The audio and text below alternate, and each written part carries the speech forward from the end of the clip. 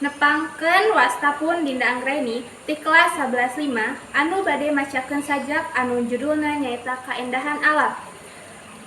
Langit biru nganggambarkeun kahirupan, mega bodas ngambang leumpang. Angin ngahiliwir ngusapipi, nyieun hate jadi tentrem. Bumi hideung subur ku taneman, kembang mekar warna-warni.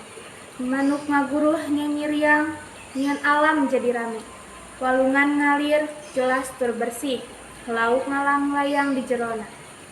Tangkal-tangkal rindang jadi payung ngajaga urang tina panas. Ukituna hayu urang ngajaga alam jadina tetap asri tur bersih. Pikeun urang jeung generasi kahareup salaku tempat hirup nu nyaman. Sakian ti abdi. Wassalamualaikum warahmatullahi wabarakatuh.